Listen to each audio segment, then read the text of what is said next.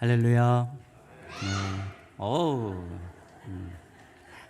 아, 조금 전에 소개해 주신 것처럼 저는 1991년도에 도쿄 와사다 대학 앞에 있는 세쇼 기리스도교회라고 하는 일본인 교회 선교사로 가서 10년 동안 사역을 했어요. 10년 하니까 이제 일본 사람들이 왜 예수를 못 믿는지, 일본 교회가 어떤지, 일본은 어떤 나라인지를 조금 알겠더라고요. 전화가 와서 엄선교사 앞으로 상하이가 굉장히 중요한 지역이 돼 상해를 가라고 그렇게 말씀하셔가지고 그때만 해도 그냥 순종하는 마음으로 한번 가서 설교하고 아니라고 생각했어요. 그런데 정말 제 생각과 하나님의 생각은 너무나 다른 것처럼 하나님께서 상하이 한인연합교회로 저를 부르셔서 지난 10월 16일까지, 그러니까 한 달 되어가네요. 한 달 전까지 이제 상하이 한인연합교회를 섬기다가 이제 31년 만에 이제 한국으로 귀국했습니다. 요번에 이 취임식 하면서도 박범용 목사님이 이제 격려사를 영상으로 보내주셨는데, 조금 전에 우리 장 목사님 말씀하신 것처럼 상하이 한인연합교회 1대 목사님이 박범용 목사님입니다. 박범용 목사님이 한 6년 정도 사역을 하시고, 두 번째 목사님은 오셔서 한 3주밖에 사역을 못 하시고 간암으로 소천하셨어요. 그리고 저는 이제 일본에 선교사로 있다가 다시 이제 제가 3대로 가서 지난 20년 동안 정말 그야말로 상하이가 경제 성장과 함께 격변의 시간들이었습니다. 한국 사람들이 뭐 쏟아져 들어온다라고 말을 해도 과언이 아닐 정도로 엄청나게 많은 한국 사람들이 오면서 상하이 한인연합교회가 특별히 중국 선교와 또 특별히 그 비즈니스 주재원으로 와 있는 그분들에게 선교에 대한 새로운 방향성을 제시하게 되어지는데 하나님께서 귀하게 상하이 한인연합교회를 사용해 주셨습니다. 제가 이제 한국에 들어와서 첫 번째 하는 집회입니다. 염감교회 우리 장 목사님은 제가 호산나교회 청년부 말씀을 증거하러 갔다가 뵈면서 우리 장 목사님이 너무 이렇게 순수하고 그 영혼에 대한 사랑과 주님에 대한 사랑이 있고 선교에 대한 열정이 있고 하면서 제게 짧은 시간이었지만 굉장히 크게 인상이 남았던 목사님이십니다. 그래서 우리 장 목사님이 영광교회 담임 목사로 오시고 또 부족한 저를 이렇게 말씀 집회로 세워준 거 너무 감사하고요. 또 허락하신 우리 장로님과 온 재직과 성도 여러분들에게 감사한 말씀 드립니다. 그리스도인들은 우연이 없잖아요. 그리스도인들의 삶은 우연이 아닌 하나님의 주권적 섭리를 믿으시죠? 그렇다면 이 만남, 이 집회를 허락하시니까 하나님이시라면 이 가운데 하나님의 뜻은 이루어질 줄 믿습니다. 하나님의 이름은 높임받고 우리를 향하신 하나님의 놀라운 축복이 임하는 귀한 집회 되리라 믿습니다. 여러분들 이 인물을 좀 받으셨죠?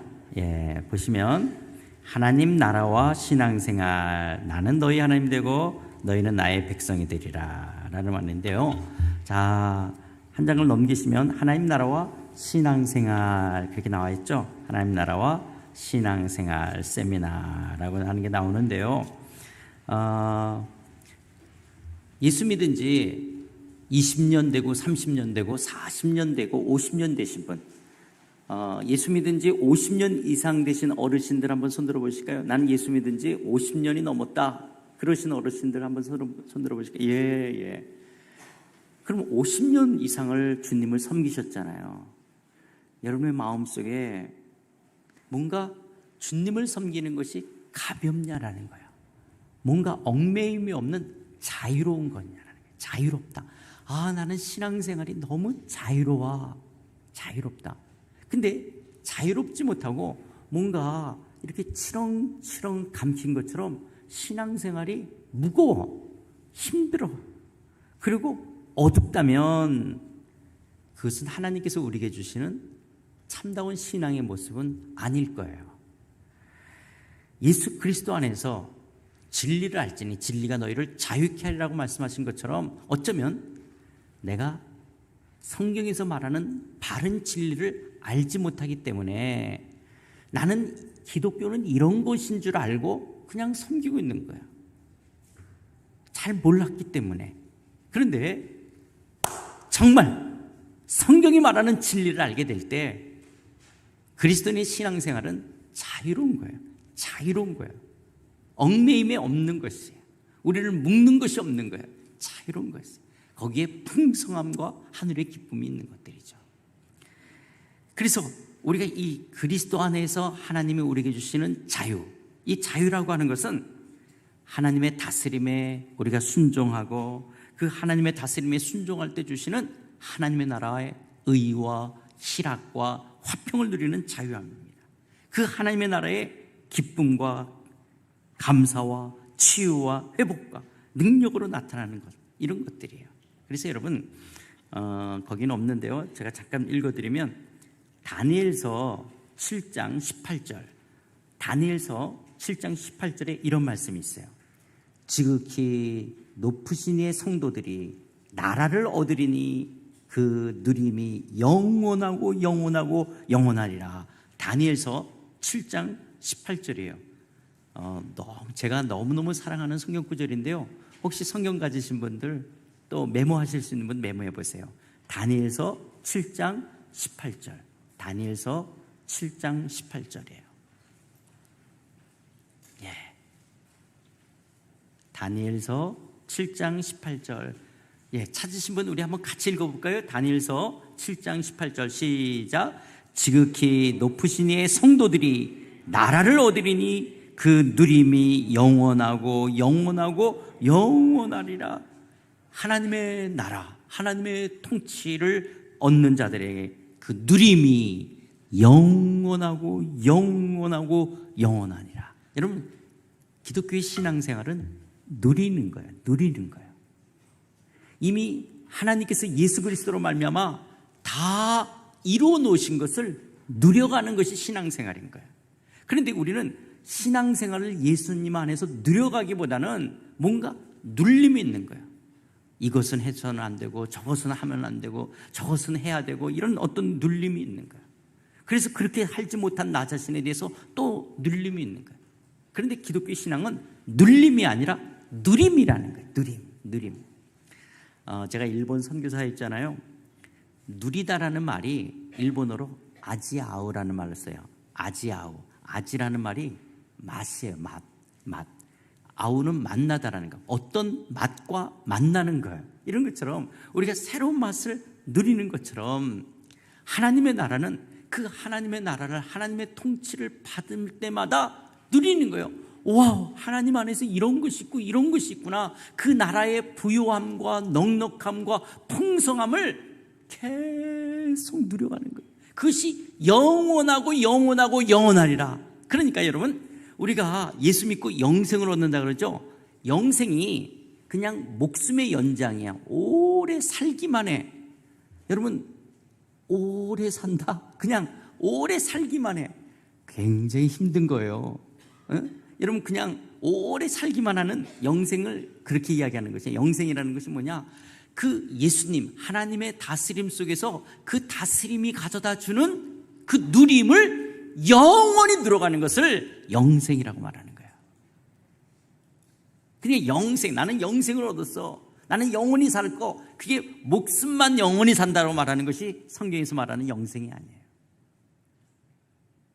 그 하나님의 나라의 부요하심과 넉넉하심과 충만하심을, 그 예수 그리스도의 부요하심과 넉넉하심과 그 충만하심을 누려가는 거라는 거예요. 누려가는 거예요.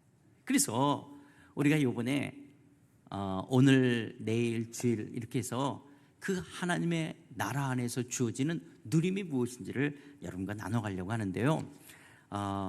여러분들은 지금 제가 갖고 있는 우리 상하이 한인연합교회에서는 이 정도로 두꺼워요. 근데 여러분들에게는 1과만 복사를 해드렸댔어요. 사실 이 내용은요, 여러분 한번 어딜 보시냐면 본 세미나가 만들어진 배경, 그래서 8페이지 보세요. 8페이지 보면 갈등하는 그리스도인, 부자유한 것들, 자유로워야 되는데 자유롭지 못한 부자유한 것들. 8페이지에 그런 거 나오죠? 본세미나가 만들어진 배경. 거기에 어떤 사람의 이야기 있어요? 예, 있죠. 이게 누구냐면 제 얘기예요.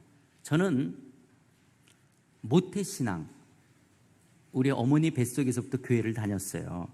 그런데 저희 어머님이 함경도 분이신데 1.4 때 이북에서 내려오신 게 아니고 6.25가 나기 전에 저희 아버지가 서울에 파견 근무로 내려오셨어요. 서울에 파견 근무로 내려오시다가 6.25가 난 거예요. 그래서 북쪽 가족들하고 완전히 단절이 되셨어요. 그래서 북쪽 가족들하고 같이 내려왔으면 남쪽에 친인척들이 있었을 텐데 6.25가 나기 전에 저희 아버님, 어머님이 서울에서 생활하셨기 때문에 북쪽 가족들과 완전히 헤어져 있었어요. 그러다가 1.4 때 이제 부산으로 피난을 가고 대구로 그리고 이제 서울에 오셔서 여기 서울 을지로 육가에 방산시장 있잖아요. 그쪽 주변에 이북 사람들이 많이 살았잖아요. 그래서 영락교회라든지 충영교회라든지 성도교회가 다 이북 사람들이 많이 모여서 만든 교회가 거기 을지로 쪽에 있는 거죠. 그래서 제가 제 고향이 을지로 삼가예요. 그래서 저도 이제 서울에서 태어났는데 저희 어머님이 대구에서 피난 생활하면서 부산에서 대구에서 예수를 믿게 됐어요. 근데 갔던 교회가 고신측교회예요. 여러분 고신측교회라고 아세요? 예, 오래된 신을 섬기는 고신측교회가 있어요. 고신측교회가 있는데 아주 보수적인 교회죠.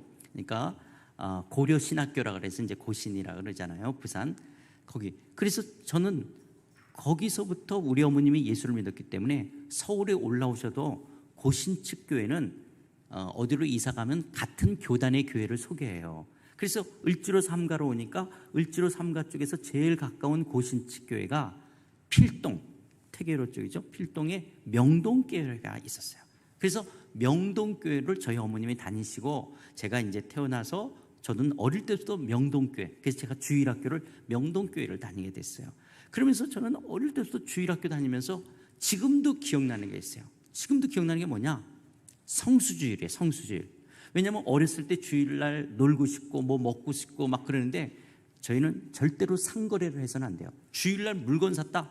이거 얼마나 야단 맞는지 몰라요. 뭐 옛날에 아이스케끼라 그랬잖아요. 뭐 그런 거 여름에 먹었다가는 우리 어머니한테 얼마나 혼나는지 몰라요. 중고등학교 때는 월요일날 시험을 봐요. 근데 저희 어머님은 어떻게 했냐?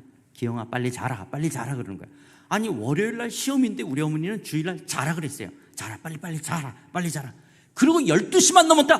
기영아 일어나. 이제 12시 넘으면 그때서부터 공부해야 되는 거예요. 왜냐하면 성수주의를 해야 되기 때문에 그랬어요. 그리고 제가 제일 많이 듣고 자란 말이 뭐냐? 우리는 말씀대로 살아야 됩니다. 말씀이 가라 그러면 말씀이 가고, 말씀이 서라 그러면 서고, 말씀이 좌라 그러면 좌고, 말씀이 우라 그러면 뭐 말씀대로 살아야 된다. 근데 말씀 내용은 잘 안 가르쳐. 하여튼 말씀대로 살아라. 이 구호 같은 말. 그래서 굉장히 말씀. 그런데 정작 말씀의 내용은 잘 모르겠는데 하여튼 말씀 중심, 하나님 중심 이런 구호 같은 말들을 저는 많이 듣고 자랐어요. 그런데 저는 그렇게 듣고 자라면서도 내 마음속에는 여전히 갈등이 있었어요. 하나님은 누가 만들었지? 어떻게 만들었지? 선악과 따먹을 거 모르셨나? 아셨다면 아니 하와가 선악과 따먹을 때 하나님이 헛기침이라도 그러면 하와가 깜짝 놀랐어도 안 따먹었을 텐데 아니 전지전능하신 하나님이라면 다 아셨을 텐데 왜 선악과는 왜 안 만들었으면 안 따먹었을 거 아닌가? 이런 생각서부터 시작해서 가인과 아벨 죽였어. 그러면 아담, 하와, 가인 세 사람밖에 없죠. 근데 다른 사람이 나를 죽일까 봐 두렵대. 가인이. 아니 다른 사람이 어떻게 자기를 죽여? 또 가인은 결혼을 해서 자식을 낳아. 가인은 그럼 어디서 어떤 여자랑 결혼한 거예요? 아담, 하와, 가인, 아벨 죽였는데 이런 게 너무 궁금하잖아요. 그런 걸 물어보면 전도사님 가인은 누구랑 결혼한 거예요? 그 여자는 어떻게 해서 생긴 거예요? 그러면 믿으래요. 제가 안 믿는 게 아니에요. 믿으라는 거예요. 그럼 저는 믿는데 더 좀 자세히 알고 싶었어요. 이해가 됐으면 좋겠어요. 근데 덮어놓고 믿으라는 거예요. 덮어놓고. 나는 이렇게 펼쳐놓고 믿고 싶은데 덮어놓고 믿으라는 거예요. 그리고 제가 자꾸 질문을 많이 하면 많이 할수록 나는 교만한 사람이고 믿음이 없는 사람처럼 되는 거예요. 하나님이 만세전에 우리를 택했대요. 예정하고 선택해서 만세전에 하나님이 나를 택해서 구원 얻을 자로 삼아주셨대요. 그러면 선택했다, 예정했다. 그럼 선택받지 않고 예정받지 않은 사람들은 전도해도 예수 안 믿을 텐데 왜 전도하고 선교하지? 이런 게 궁금하잖아요. 여러분도 궁금하지 않으세요? 예정받고 선택한 사람만 구원받는다면 전도해서 선택받지 못한 사람은 예수 안 믿을 텐데, 이런 것들을 물어보면 믿으라는 거예요. 믿으래. 그래, 난 믿어요. 그런데 이게 궁금한 거예요. 그런 것들이 좀 이해가 됐으면 좋겠다라는 생각이 든 거예요. 그런데 믿으라는 거예요. 또 죄를 짓지 말아야 된다. 그래요. 그런데 죄를 짓잖아요. 그런데 그 죄를 짓는 것이 어렸을 때는 제가 부모님 말씀 안 들었어요. 뭐 친구들하고 싸웠어요. 제가 형 이렇게 하면 욕심을 부렸어요. 이런 건데, 제가 이제 사춘기를 지나고 중고등학생이 되고 이렇게 나이 들면 이제 그 남자이니까 성적인 거에 눈에 띄고 이렇게 눈이 뜨잖아요. 이제 그런 거. 우리 때는 이렇게 영상으로 된 게 아니라 이렇게 여성 나체된 그런 그림이 있었어요. 그리고 우리 때는 이렇게 교복을 쓰고 되면 저는 키가 좀 작은데 키 큰 애들이 이 모자 안에다가 그걸 집어넣고 왔댔어요. 그래서 저 뒤에서 자기네끼리 막 이렇게 쓰근거리고 그거 보면, 저는 이제 좀 키가 작으니까 앞에 앉아 있는데 제 마음도 저기 가 있는 거예요. 나도 보고 싶은 그런 마음들이 있는데, 이런 것들이 교회 안에 속에서 제 마음속에는 이것도 죄인구나, 이런 생각과 함께 그 죄라고 하는 회개의 깊이가 엄마 말씀 안 들었어요, 싸웠어요, 미워했어요, 이거하고 다르게 느껴지는 거예요. 이게 뭔지 더 큰 죄처럼 이렇게 느껴지는. 그러면서 제 자신이 또 나이가 좀 더 들어가니까 어떡하냐, 그래, 죄 짓지 말고 거룩하게 살아야 돼. 그런데 또 죄죠. 나 왜 이렇게 살지? 깨끗하게 거룩하게 살아야 돼. 그리고 또 죄지는 그런 내 모습이 얼음벽을 올라가는 것 같아요. 얼음벽 올라갔다가 찍 미끄러지고, 얼음벽을 올라갔다가 찍 미끄러지고. 그러면서도 교회 가고 주일학교 교사하고 성가대하는 나는 이중인격자 같고 위선자 같은 거예요. 일주일 동안 그렇게 살고 죄 가운데 살다가 주일날 와서는 아무도 모르니까 성가대에서 거룩거룩 찬양하고, 그리고 애들 앞에서 여러분, 예수님은 여러분을 사랑해요, 그러고는 내 모습이 너무 이중인격자 같고 위선자 같은 거예요. 또 하나님이 나 때는 왜 나는 하나님의 키를 작게 만드셨을까? 그래서 하나님 앞에 기도했어요. 하나님, 저 키 크게 해달라고. 한 번 했을까요? 여러 번 했어요. 근데 하나님은 제 기도를 안 들어주시는 것 같아. 키가 안 크니까. 그럼 뭔가 그 키만 그래요? 공부 잘하게 해달라, 좋은 대학 들어가게 해달라, 하나님 필요한 것 얻는 돈. 그런데 여러분, 저희 집에 제가 지금도 기억나요. 고등학교 때 학교 갔다 왔는데 여름이었어요. 그러니까 배도 고프고 목도 마르고 뭔가 시원한 게, 그래서 냉장고를 열었어요. 열고 그냥 닫는 마음 아세요? 그런데 저는 교회에서 어떻게 배우고 자랐냐? 감사하라는 거예요. 너보다 못한 사람을 생각해 보라는 거예요. 감사하라는 거예요. 그러면 냉장고가 없는 사람은 열어보지도 않을 거잖아요. 그러면 우리는 있어서 열어보고 그냥 닫는 이 마음을 아실까? 나는 이런 생각들 속에서도 마음이, 그러면 왜 우리 집은 경제적으로 이 정도 살아야 되는가? 이런 경제적인 거. 우리 아버님은 왜 그러셨는지 모르지만 수학여행을 간다, 어디 갈 때 늘 가지 말라 그랬어요. 가지 말라. 근데 물론 이제 이렇게 재정적으로 넉넉하지 못해서 그럴 수도 있었지만 늘 가지 말라. 근데 끝내는 갔어요. 한 번도 안 빠져. 근데 늘 가지 말라 그럴 때마다 굉장히 어린 마음에 상처가 되는 거예요. 그러면 저희 아버님이 일부러 그러시겠어요? 아마 그만큼 이제 사정이 안 됐어서 그럴 수도 있겠죠. 또 저희 아버님 때는 그렇게 수학여행이라는 걸 누리지 않으셨으니까 또 그럴 수도 있었겠죠. 이런 부분들 속에서 하나님이 우리 집을 더 축복을 왜 안 하실까? 그러면 기도를 덜 해서 그렇다? 저는 동의할 수가 없어요. 우리 어머님만큼 기도를 많이 하신다? 우리 어머님은 주일 저녁, 수요일 저녁, 금요일 저녁, 일주일에 3일은 교회에서, 옛날엔 철야같이 그냥 교회에서 주무시는 거예요. 자고 기도하는 거예요. 새벽 기도하고. 일주일에 3. 그리고 또 무슨 문제가 있다? 그러면 삼각산 기도원 개선. 그래서 제가 어릴 때서부터 제 기억의 첫 장면이 어디서부터 시작돼요? 저는 삼각산 기도원서부터 시작돼요. 그 평창동도 없을 때. 그래서 동대문에서 전차를 타고 서대문에서 오게 돼요. 그래서 이 세검정까지가 버스가 다녔댔어요. 전차는 저 서대문까지만 다녔고. 그래서 이 세검정에서부터 걸어서 그 배나무 밭으로 올라서 삼각산 제일기도를 다녔던 그런 우리 어머님의 그 정말 눈물과 기도에 있는데, 그럼 우리 어머님의 기도를 별로 안 하셔서 우리는 별로 경제적으로 그렇게 넉넉하지 못했냐라는 거예요. 저는 그게 동의가 안 되는 거예요. 그런 부분들 속에서. 그런데 이제 대학을 다닐 때 너 어느 학교를 다니냐? 대학교를 다니냐? 전문학교를 다니냐? 서울에서 다니냐? 지방에서 다니냐? 이런 대학을 다녔냐 못 다녔냐 갖고 사람들을 비교하기 시작하죠. 너 월급을 얼마 받느냐? 직장을 어떻게 다니냐? 누구랑 결혼했느냐? 어떤 사람? 집안이 어떤 위치가 있느냐?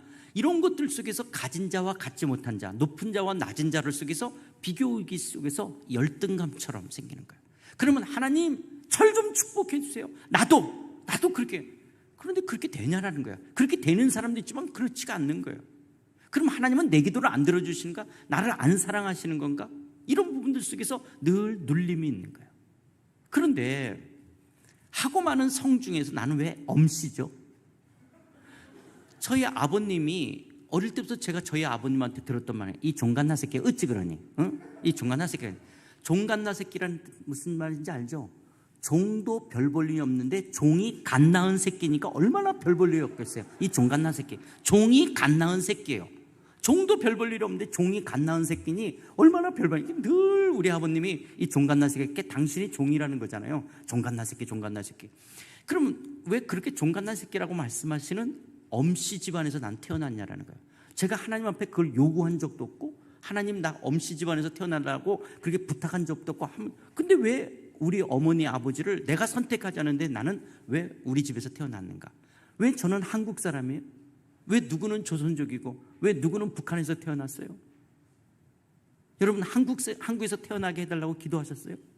내가 선택하지 않은 조국, 내가 선택하지 않은 외모, 내가 선택하지 않은 부모.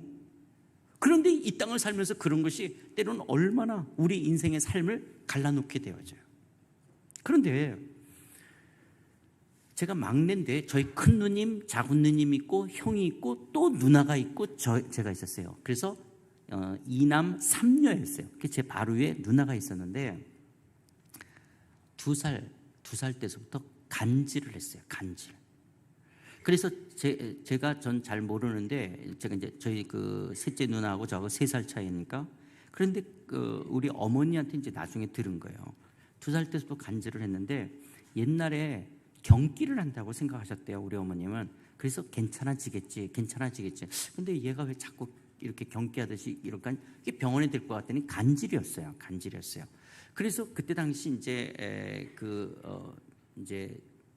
병원인데 기독교 병원 같은 데 가면 그렇게 싸게, 또 미국에서 오는, 그래서 이렇게 한 움큼씩 현순이였는데요. 현순이가 약을 먹고 그랬어요. 그런데 이렇게 간질을 할 때 숨을 쉬는 사람도 있지만 숨을 안 쉬고 이 간질을 하네요. 그러면 숨을 안 쉬고 이게 1분, 거진 2분까지 가니까 뇌 쪽에 산소가 공급이 안 되잖아요. 그래서 뇌가 정상적으로 이렇게 성장을 못해서 정신 연령이 한 4살, 5살밖에 안 됐어요. 그러면서 늘 우리 어머님이 당신 죄 때문이래요. 아니 우리 어머님이 무슨 죄를 졌다고 딸이 그렇게 간질하는 것을 계속 보면서 살아가야 되냐라는 거예요. 또 근데 현순이는 구원받을 수 있을까? 현순이는 예수님이 나의 죄를 위해서 십자가에서 죽으시고 부활한 것을 이해할 수가 없어요. 말을 해도. 그러면 현순이는 복음을 못 들었으니까 예수를 못 믿는 건가? 그럼 현순이가 간질이 된 건 누구 죄 때문인가? 그리고 왜 그런 집에서 나는 태어나야 되는가? 이런 부분들이 신앙생활하면서 제 마음속에 계속 있었던 것들이에요. 이런 것들이 제 마음속에서 갈등이 되면서 예수님이 온 것은 양으로 생명을 얻게 하고 더 풍성히 얻게 한다. 저는 예수님이 나의 죄를 위해서 죽으시고 부활하심으로 생명을 얻는다는 건 부인하지 않겠어요. 그런데 예수 믿는 게 풍성하다. 풍성할 때도 있어요. 때로는 성령의 충만함들 속에서 뜨거움도 경험해요. 그러나 항상 기쁨 있고 항상 평안 있고 항상 넉넉하고 항상 내 삶에 풍성하냐? 저는 그렇지 못해요. 그러면 속에서 요한복음 10장 10절이 저한테는 늘 갈등이었어요. 풍성하냐? 그래서 나만 잘못됐는가? 그래서 사람들을 보면 다른 사람들도 그런 것 같아요. 그런데 이 문제를 풀려고 목사님의 설교를 들으면 목사님 뭐냐? 하나님을 만나야 된다는 거예요. 예수님, 예, 만나고 싶습니다. 그래, 만나서 해결된다면 만나고 싶은데 어떻게 만나지는 거냐라는 거예요. 어떻게? 그런데 만나지는 것이 성령의 충만함을 받는다. 그런 거예요. 그런 것이 그러면 이제 어떤 집회에 참석해 성령 충만. 그런데 다른 때는 멀쩡히 4분의 4박자 찬송 부르다가 왜 부흥회를 하면 빨리 부르냐라는 거예요. 나는 이게 이상했어요. 왜 부흥회만 하면 빨리 부를까? 빈들의 말을 그러면 불길 같은 주성년 그거는 빨리 부른다. 좀 빨리 부르는 거 그나마 이해가 됐어요. 근데 빈들의 마른 풀같이 시드는 나영은 8분의 6박자예요. 8분의 6박자를 빈들의 마른 풀같이 이렇게 부르는 것이 저는 이해가 안 됐어요. 왜 보통 때는 그렇게 안 하다가 왜 불 받아야 되고 성령 충만하면 꼭 왜 빨리 부르냐라는 거예요. 이게 여러분 그런 게 괜찮으세요? 모르겠어요. 저는 그런 게 너무 이렇게. 그런데 부흥사님들이랑 되게 뭐냐, 겸손하게 이렇게 마음의 그릇을 열어야지. 비가 올 때 열어놔야지. 뒤집어 놓으면 빗물이 안 치워지는 거 열고 겸손하게 받으라는 거예요.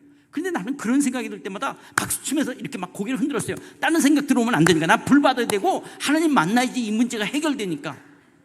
이런 부분들 속에서 만나진다는 게 뭐냐라는 거예요. 어떻게 만나지는 거냐라는 거예요. 내가 만나고 싶은데 만나면 해결된다라고 하는데,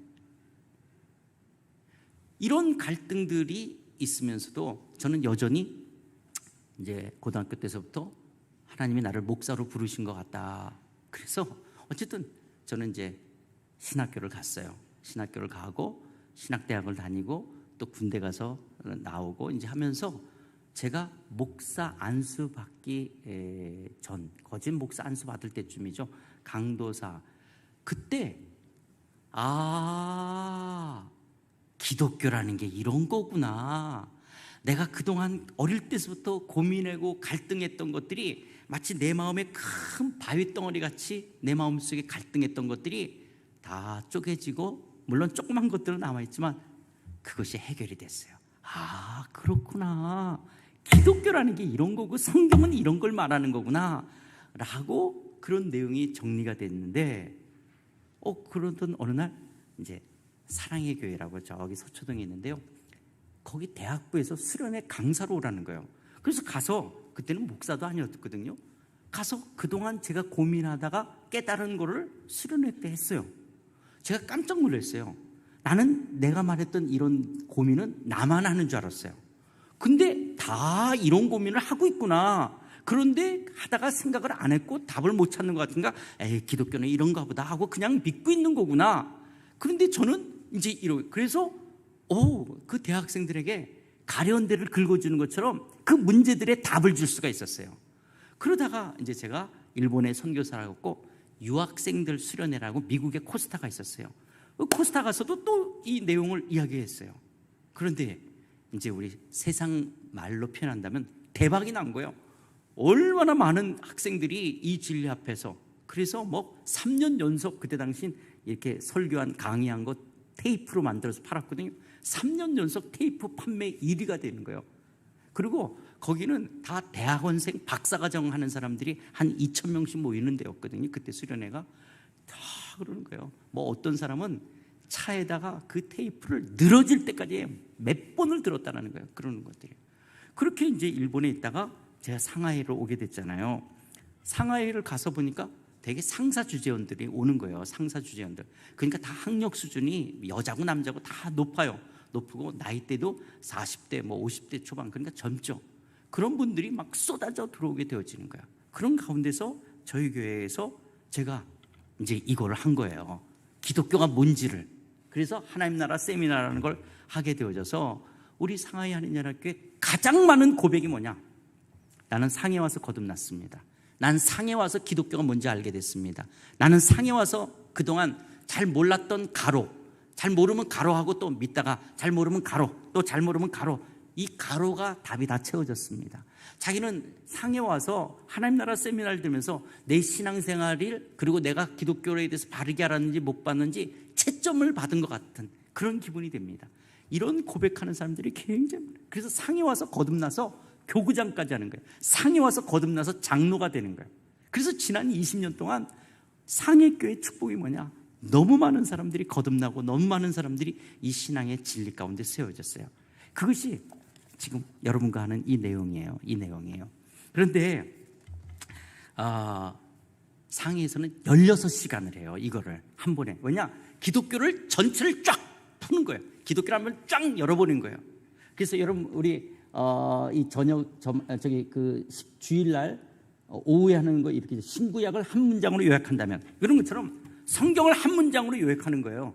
성경을 한 문장으로 요약한다면 뭘 말하는 것이냐? 이런 것처럼 기독교가 뭐냐라는 거예요. 신앙생활이라는 게 뭐냐라는 거예요. 이런 것을 마치 우리가 제주도 한라산을 밑에서부터 풀 한 포기, 돌 하나를 차근차근히 미시적으로 이렇게 보면서 등산을 등정할 수도 있지만 한번 헬기를 타고 헬리콥터를 타고 한번 보는 거예요. 한 30분 동안 한라산은 이렇게 생겼구나, 산세가 이렇고 한라산은 이렇구나를 보는 것처럼 한번 신앙생활을 50년 100년 해야 될 신앙생활을 또 성경이라는 66권을 한번 이렇게 보자라는 거야. 성경책은 이런 걸 말하는 거고 우리 신앙생활은 이렇게 하는 거구나를 보는 거야. 그래서 요번에 여러분과 하는 것이 지금 제목 한번 보여드릴까요? 하나님 나라와 신앙생활이라고 이야기하는 거예요. 하나님 나라와 신앙생활.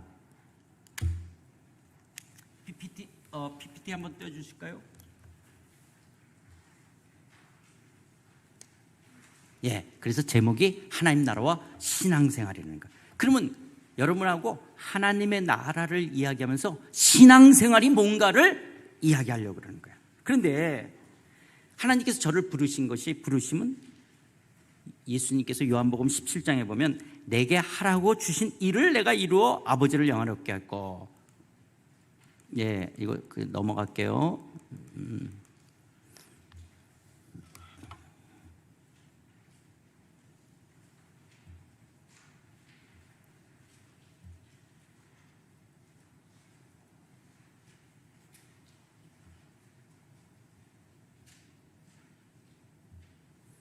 아버지께서 내게 하라고 주신 일을 내가 이루어 아버지를 이 세상에서 영화롭게 하였고, 자막이 어디 나와요? 예, 내게 주신 일을 내가 이루어 아버지를 이 세상에서 영화롭게 하였다. 또 이 세상에서 내게 주신 사람들에게 내가 아버지의 이름을 나타내었다. 나는 아버지께서 내게 주신 말씀들을 그들에게 주었사오며 라고 예수님이 요한복음 17장에 예수님의 기도가 나오잖아요. 제가 어느 날 퀴티를 하면서 이 말씀을 내게 주신 일, 내게 주신 사람, 내게 주신 말씀, 이것을 제게 적용을 해봤어요. 저는 하나님이 내게 주신 일은 뭐냐? 하나님이 저를 목사로 부르셨어요. 말씀을 증거하는 복음 전하는 자로 저를 부르셨어요. 이게 내게 주신 일이에요. 내게 주신 사람이라는 것은 이번 집회 동안 여러분들은 내게 주신 사람이에요. 왜냐하면 제가 여러분들한테 일방적으로 이야기하고 있으니까 여러분 듣고 있잖아요. 내게 주신 사람에게 저는 내게 주신 말씀들을 여러분과 나누며 하나님을 영화롭게 하기를 원하는 거예요. 내게 주신 말씀이라는 건 뭐냐? 내 인생에 지난 65년 동안 내 인생 속에 찾아오셔서 진리를 깨닫게 하시고 알게 하셨던 이 말씀들을 여러분과 나눔으로 인해서 하나님을 영화롭게 하기를 원하는 거예요. 그런데 제가 이 말씀을 나누는데 상처 입은 치유자라는 게 뭐냐? 여러분과 같이 저도 같은 신앙 배경을 갖고 있다는 거예요. 아까도 얘기했지, 고신측. 저는 고신측이면서 약간 재건파까지도 갈 정도로 더 보수적인 데서부터 신앙생활을 해왔댔어요. 재건파, 혹시 재건파 다니신 분 아세요? 재건파? 예. 고신보다 더 보수적인 거예요. 순장로교 다니신 분 있으세요? 순장로교? 다 이분들이 고신보다 더 보수적인 사람들이신데, 그런 신앙의 배경들 속에서 제가 성장하면서, 그러면서 이 진리를 여러분처럼 갈등했던 내용들을 깨닫는, 마치 나도 그런 아픔이 있지만 그 아픔이 치유되어지고 해결되어진 그런 마음으로 여러분과 이 말씀을 나누는 거예요. 그러나 제가 여러분들에게 이 말씀을 한다고 제가 간증 집회를 하거나 상담학이나 심리학적인 그런 얘기를 하려고 하는 것이 아니라는 거예요. 자유를 이야기한다고 해서 상담학이나 심리학에서 말하는, 아니면 간증을 이야기하는 것이 아니라 성경은 뭐라고 말하냐는 거예요. 성경이 우리 신앙생활을 어떻게 말씀하고 있느냐, 성경을 아는 거예요. 그래서 이번 주제를 이야기한다면 진리를 알지니 진리가 너희를 자유케 하리라. 내가 진리를 몰랐기 때문에 부자연스럽고 얽매였고 자유함을 없었다면 이제 성경을 아는 것으로 인한 자유함을 누려가는 거예요. 진리를 알아가는 것으로 그렇구나, 이게 기독교구나, 이게 신앙생활이구나, 하나님의 원하시는 뜻이 이런 것이구나, 기독교의 이 신앙의 풍성함들을 알아가는 것들이라는 거예요. 그래서 이번 이 내용을 통해서 하나님 나라와 신앙생활, 그래서 눌림과 누림인데요, 무엇으로부터의 자유함이에요. 그게 뭐냐면 그런 종교화되어지고 종교성을 갖고 규범화되어진 이 율법으로부터의 자유함이에요. 율법 자체가 잘못됐다는 것이 아니라, 여러분 이게 오해하시면 안 돼요. 율법이라는 것이, 여러분 율법도 의로운 거예요. 율법이 잘못된 것이 아니에요. 그런데 우리는 율법이라는 구약 이스라엘 백성들이 지켜야 될 그 율법이 때로는 예수 그리스도 안에서 우리에게 적용되어져서 나타날 때 율법의 정신이 아닌 우리가 문자적으로 적용하는 이런 오류를 우리가 범하는 거예요. 이제 이런 얘기를 우리가 나중에 이제 이야기를 할 거예요, 지금은. 그러면서 우리도 모르는 사이에 신앙생활을 보수적으로 한다는 것이 보수가 아니라 고수하는 거예요. 마치 자기의 어떤 문화나 경험. 그것이 왜 그러냐면 한국 사람은 유교라고 하는 문화가 있어요. 유교. 그래서 우리가 제사를 드릴 때 엄숙하게 제사를 드려야 된다는 그런 유교적 문화에 있는 것처럼 교회에 들어오면 신만 바뀐 거야. 신만 바뀌었지. 마치 불교를 믿던 불교식, 또 산신령을 섬기던 그런 어떤 샤머니즘이나 유교적인 것들 속에서 하나님으로 신이 바뀌었지만 하나님을 섬기는 방식은 불교식으로, 유교식으로, 샤머니즘식으로 섬기고 있는 거예요. 여러분 이 말이 나왔기 때문에 한번, 자 여기 보세요. 이게 굉장히 중요해요. 우리는 한국 사람이에요. 그러면 우리 이 뭘 생각한다는 게 의식이에요. 우리 의식은 한국 사람이기 때문에 한국 문화에서 자라다 보면 그 영향을 받게 되어져요. 그러니까 우리 한국 사람의 의식은 불교, 유교, 샤머니즘적인 거, 불교, 유교적인 거, 이 자본주의적인 거, 이것이 우리 안에 들어있는 거예요. 그래서 내 생각 속에서 내가 눈에 보이지 않지만 내 의식은 샤머니즘이나 불교나 유교나 자본주의적인 것들이 있는 거예요. 이런 것이 내 안에 있으면서 나는 하나님을 섬긴다 그럴 때 내 생각에 그렇게 영향을 받은 것이 이거는 기독교가 아니야, 이거는 불교가 말하는 거야, 이거는 유교야, 이거는 세상 자본주의야, 이걸 분별해내지 못하면 이 내용을 갖고 하나님을 섬기는 거예요. 마치 이스라엘 백성들이 광야에서 애굽에서 430년을 살았어요. 430년을 살았기 때문에 완전히 애굽 사람이에요. 피만 이스라엘이지. 그러니까 모세가 시나이 산에 올라갔다가 내려오지 않으니까 하나님을 금송아지로 표현하는 거예요. 왜 금송아지를 만들었을까요? 왜 송아지를 만들었을까요? 애굽에서는 신을 가축으로 표현했어요. 그러니까 애굽에서 본 게 신을 가축으로 표현한 거니까 하나님을 송아지로 표현한 거예요. 왜 금으로 하냐? 신의 속성이나 성품을 표현할 때는 인간의 최고의 가치로 부여해야 되니까 인간에게 가장 비싼 게 뭐예요? 금이에요. 그래서 금 송아지를 만드는 거예요. 그러니까 마치 이스라엘 사람들이 애굽에서 보고 듣고 자란 것이 애굽 문화니까 하나님을 섬길 때 애굽 사람들처럼 섬기는 거예요. 그래서 이스라엘 사람들한테는 뭐가 필요했냐? 율법이 필요한 거예요. 율법대로 하지 않으면 이스라엘은 어떻게 행동할까요? 애굽 사람들처럼 행동하는 거예요. 그래서 율법은, 이 말이 어려운지 모르겠는데, 탈애굽화 시키는 거예요. 탈애굽화. 니네는 애굽 사람이 아니야. 니네들이 비록 430년 살았지만 너는 애굽 사람이 아니야. 하나님의 나라의 백성이야. 하나님 나라의 백성은 율법대로 살아야 돼. 그래서 율법대로 해야지만이 나는 이스라엘 사람이라는 정체성을 갖게 되는 거예요. 가나안 땅에 들어갔어요. 가나안 땅하고 섞이면 안 돼. 반가나안화. 왜? 너희들은 이스라엘이야. 하나님 나라의 백성이기 때문에 율법대로 행동해야 돼요. 그래서 율법은 탈애굽화, 반가나안화 시키는 거예요. 율법대로 해야지만이 나는 이스라엘 사람이라는 것이 자기의 정체성과 다른 사람들과 차별화되는 거예요. 나는 이스라엘 사람이야. 뭐대로 해야 돼요? 율법대로 해야 되는 거예요. 이런 것처럼 기독교인들은, 그리스도인들은 성경의 말씀대로 살아가야 되는 거예요. 그런데 내 안에 뭐가 있어요? 샤머니즘이 있고 불교가 있고 유교가 있고 이 세상에 자본주의가 있는 거예요. 그래서 그게 섞여서 신앙생활하는 걸 자기 자신이 모르고 있는 거예요. 그래서 신앙생활을 잘못하고 있는 거예요. 금송아지를 하나님이라고 섬기고 있는 것처럼 오늘 우리들의 의식 속에 이 부분이 있는 거예요. 이것이 교회 안에 들어와서 율법을 보수라고 생각하는 거야. 아니, 유교를 보수라고 생각하는 거야. 그건 유교식의 유교식. 그런데 그걸 교회에서 보수고 말씀을, 하나님을 잘 섬긴다고 오해하고 있는 것이 너무 많은 거예요. 제가 그렇게 자란 거예요. 제가 그렇게 자랐어요. 몰라서. 그러니까 지금도 우리 어르신들 중에서 그런 거예요. 여러분 잘못 아니에요. 여러분들이 잘 몰라서 그랬던 거고 그렇게 못 배웠기 때문에 그런 거예요. 그래서 교회 안에 기독교는 종교가 아니라 시퍼렇게 살아계신 하나님을 섬겨야 되는 바른 우리의 삶이에요. 그런데 종교화되어지고 규범화되어져서 오늘 우리들을 묶고 있는 것이 이게 있는 거예요. 이런 것으로부터 우리가 벗어나 기독교의 자유를 누려야 되는 거예요. 또 이 죄로부터의 자유함이라는 게 뭐냐? 이 위선적이고 죄의식과 죄책감 속에 누리는 이런 죄로부터, 한번 이거 틀어주실까요? 자막.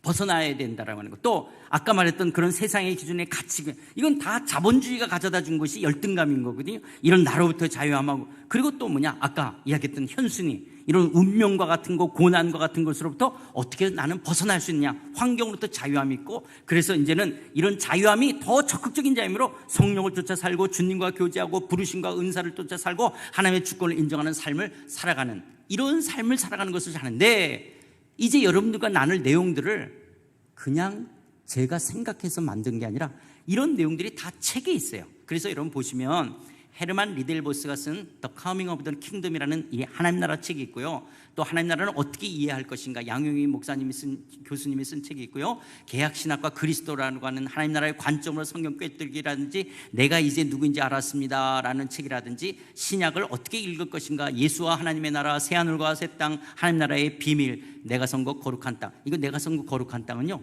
제가 이렇게 했던 강의들을 이렇게 녹취해가지고 책으로 만들어진 게 있어요. 그래서 누가 읽으면 제일 좋냐면 저처럼 중고등학교나 대학 청년 때 얘가 분명히 모태신앙으로 한때는 신앙생활 열심히 하다가 잘 안 하는 젊은 사람들한테는, 저 같은 사람들한테 읽히면 굉장히 좋습니다. 왜냐하면 똑같이 저처럼 저도 그랬으니까, 그런 갈등들이. 그래서 기독교 지금 이 내용을 쓴 책이 내가 선거 거룩한 땅이라는 책이에요. 그래서 그걸 보시면 여기서 이분들의 신학 교수들이 이야기한 거예요. 저는 이분들을 도매상이라 그래요.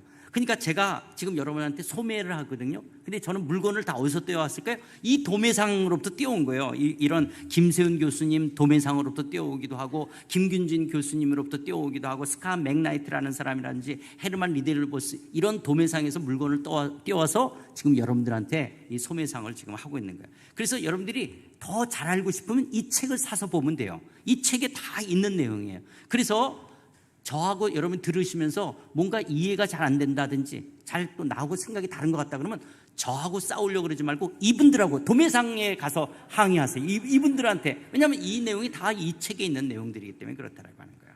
그래서 우리는 진리를 알아가야 되는 거예요. 진리를 알아가야 된다라고 하는 건데요. 어떤 것이 고착되어졌다면 그 고착되어지는 것들이 생명력을 잃어가게 되어지면 리폼이 돼야 돼요.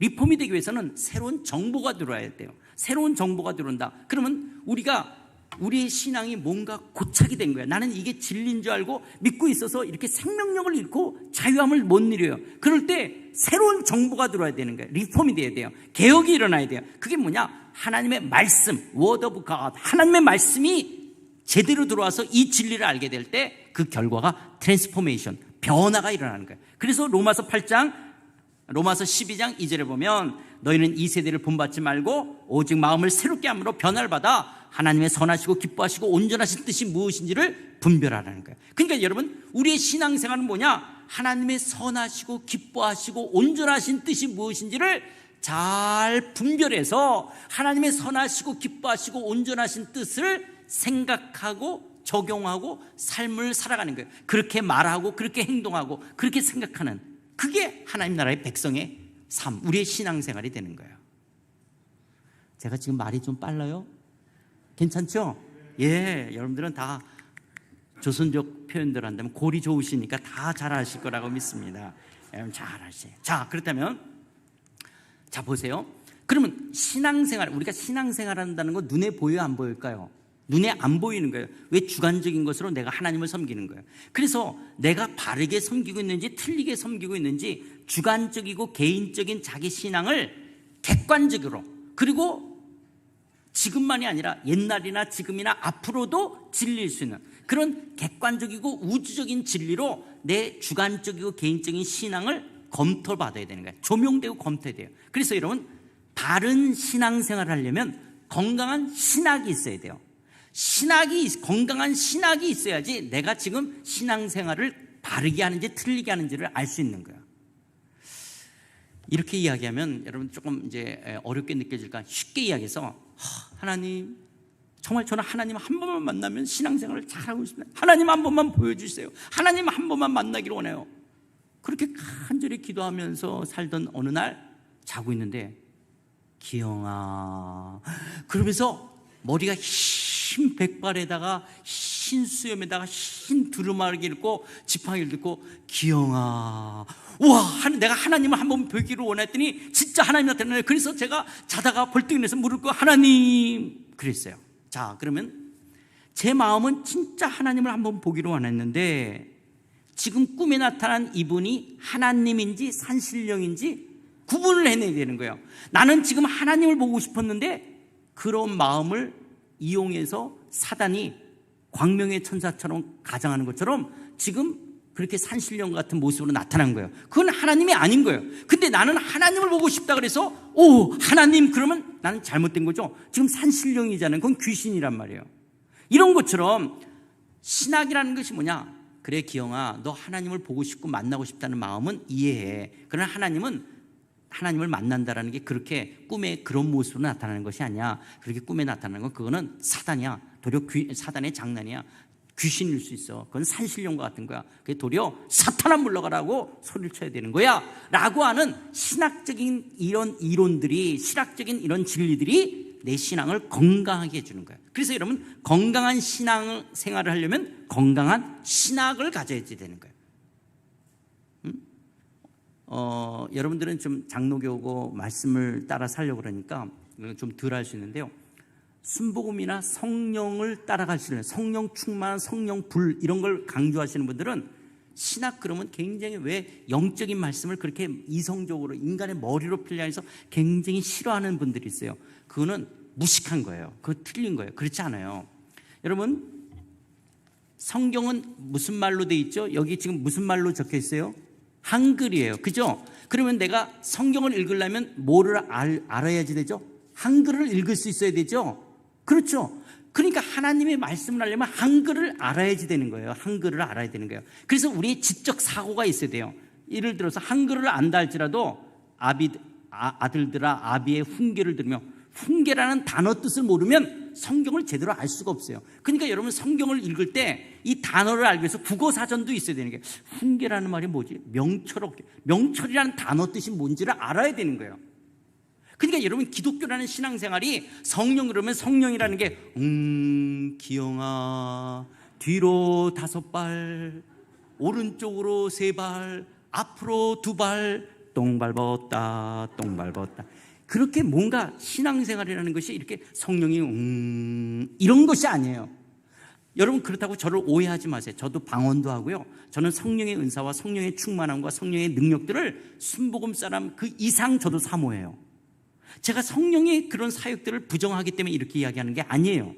근데 성령이라는 이 부분들을 우리가 잘못 오해하게 되어지면 뭔가 그런 것들이 신학적인 이론적인 하나님이 우리에게 주실 것을 모르고 행하는 것이 아니라는 거예요. 마치 이 말을, 지금 진도에 없는 말인데 지금 또 하게 되네요. 하나님은 새를 만들어 주셨어요. 근데 인간은 그 새를 보고 비행기를 만들어내는 거예요.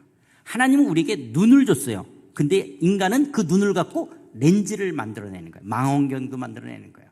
렌즈를 현미경을 만들어내는 거예요. 하나님은 우리에게 몸짓을 하도록 해줬어요.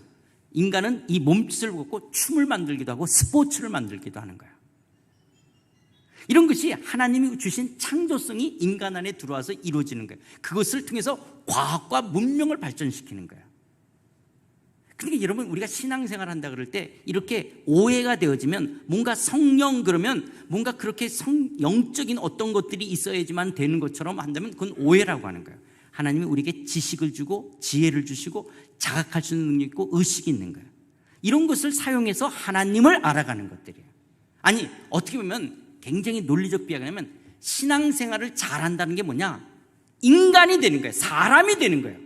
그런데 사람이 되는데 내 생각과 내 마음의 중심이 하나님이 되고 말씀이 되는 거예요. 그래서 하나님의 다스림을 받으며 말씀대로 살아가는 사람, 인간으로 살아가는 것이 성숙한 신앙인이 되는 거지. 할렐루야, 주여 메시. 물론 기도를 많이 했기 때문에 목이 쉴 수 있어요. 그러나 그렇게 기도를 많이 해서 목이 쉰 게 아니라 뭔가 자기가 더 영적인 사람인 것처럼 해서 목 쉰 것처럼 한다든지, 교회에서는 굉장히 신앙이 좋은 것 같지만 밖에 나가서 예수 안 믿는 사람이 보면 좀 가까이 가기 왠지 이렇게 좀 부담스러운 사람, 그런 것이 기독교가 아닌 거예요. 기독교는 인격적이고 자연스러운 거라는 거예요. 우리의 삶인 거예요. 이렇게 별스러운 모습이 되는 게 아니에요. 그런데 이상한 모습으로 자꾸 나타나는 것들, 이런 부분들이 교회 안에서는 그게 신앙이 좋은 모습인 것처럼 우리도 모르게 자꾸 그렇게 포장된 거예요. 아니에요. 기독교는 그런 게 아니라고요. 그냥 멋있고 맛있는 인간이 되는 거예요. 그런데 내 중심이 하나님이 나를 다스리고 말씀 속에 가치를 갖고 살아가는 거예요.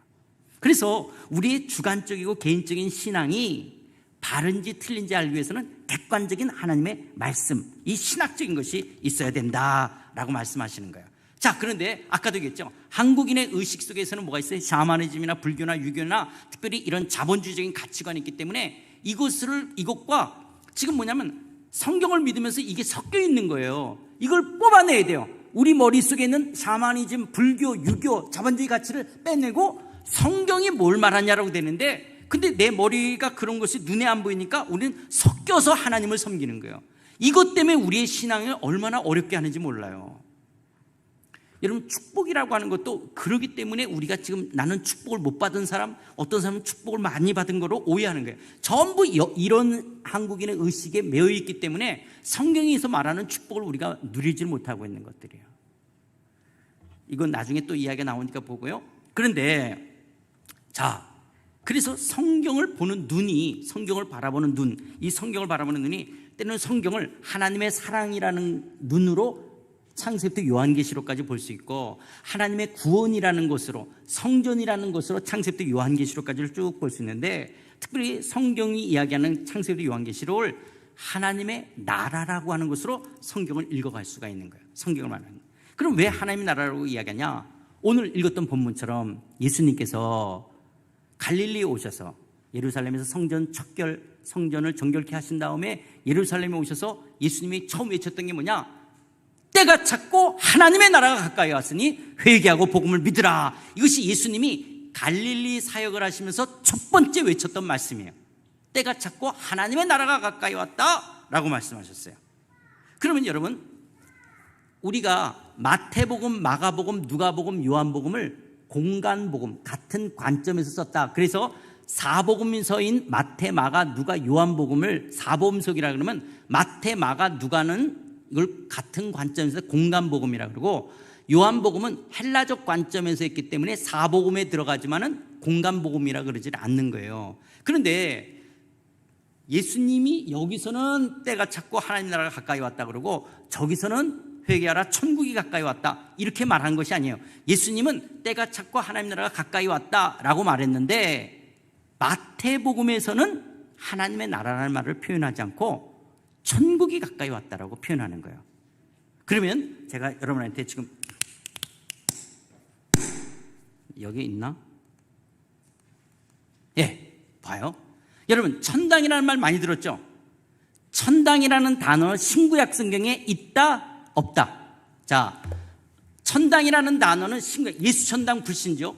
천당이라는 단어가 신구약 성경에 있다. 손 들어보세요. 천당이라는 단어가 있다 없다? 손 들어보세요. 없는데 왜 우리 천당이라는 말 왜 쓰죠? 성경에 천당이라는 말이 없어요. 그런데 우리 얼마나 천당이라는 말 많이 썼어요?